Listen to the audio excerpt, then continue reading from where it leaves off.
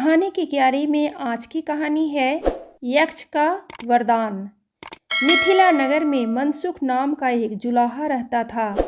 एक दिन काम करते समय उसके औजार टूट गए, इसलिए वह अच्छी लकड़ी लाने के लिए कुल्हाड़ी लेकर घने वन में चल दिया। वह किसी सूखे अच्छे और मजबूत वृक्ष को काटकर उसकी लकड़ी से अपने औजार बनाने की इच्छा लिए इधर उधर भटक रहा था। अंततः एक शीशम के वृक्ष को उपयुक्त मानकर उस पर कुल्हाड़ी चलाने लगा। शीशम के उस वृक्ष पर एक यक्ष रहता था। अपने निवास को कटते देखकर यक्ष ने जुलाहे से कहा, इसे मत काटो, यहाँ मेरा निवास स्थान है। श्रीमान, मैं एक गरीब और असहाय जुलाहा हूँ। धागा बुनते समय मेरे औजार टूट गए हैं। औजारों के बिना मैं अपनी आजीविका चलाने में असमर्थ हूँ।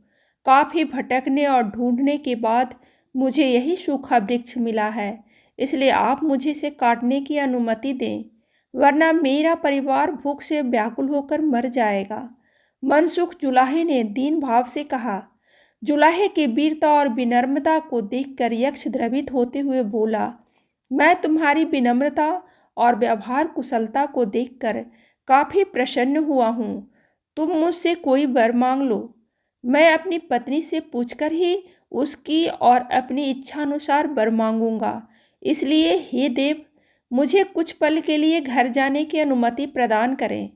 जुलाहे ने मन ही मन खुश होकर यक्ष से घर जाने की अनुमति मांगी। ठीक है, अपनी पत्नी से सलाह करके आ जाओ, यक्ष ने कहा। जुलाहा खुशी खुशी घर की ओर चल दिया। रास्ते में उसका परिचित मित्र नाई मिल गया। जुलाहा इतना अधिक खुश और उत्साहित था कि अपने दिल की सारी बात उस नाई को बता दी। नाई ने सब कुछ सुनने के बाद जुलाहे से कहा, तुम उस यक्ष से राजपाट मांग लो। राजा बनकर तुम्हारा शेष जीवन सुख से कटेगा। तुम्हारे पास काफ़ी धन होगा, जिसे दान पुण्य करके तुम अपना परलोक भी सुधार लोगे। तुम ठीक कहते हो, लेकिन घर जाकर अपनी पत्नी की इच्छा भी पूछ लूँ। जुलाहे ने कहा, मित्र, ऐसी गलती भूलकर भी मत करना।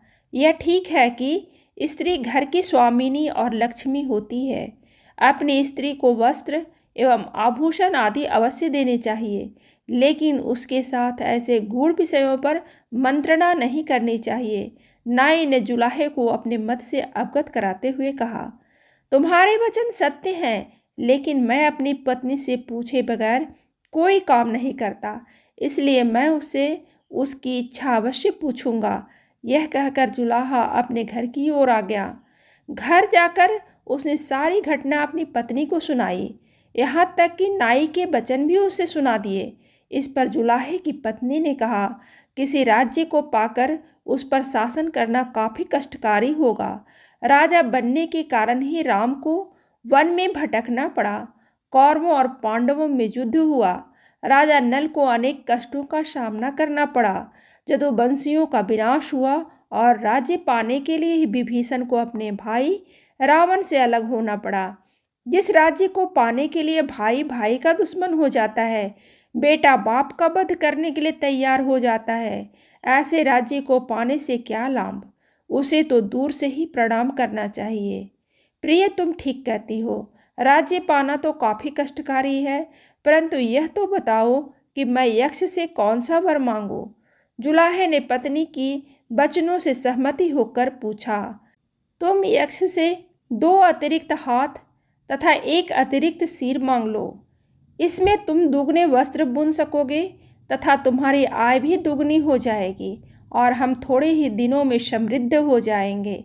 पत्नी की यह वचन सुनकर मूर्ख जुलाहा खुशी खुशी यक्ष के पास चल दिया। अपनी स्त्री के कहे अनुसार जुलाहे ने यक्ष के पास पहुंचकर उससे कहा, महाराज, मुझे ऐसा वरदान दीजिए जिससे मेरे 4 हाथ और 2 सिर हो जाएं। तथास्तु, यक्ष ने जुलाहे को वरदान देते हुए कहा। यक्ष के मुंह से यह शब्द निकलते ही जुलाहा 4 हाथ और 2 सिर वाला हो गया। ऐसी स्थिति में जब वह अपने गांव लौटा तो लोगों ने उसे राक्षस समझकर गांव में नहीं घुसने दिया और लाठियों से पीट पीट कर मार डाला। कहानी अच्छी लगे तो लाइक जरूर करें और ऐसी ही कहानी सुनने के लिए सब्सक्राइब बटन दबाइए।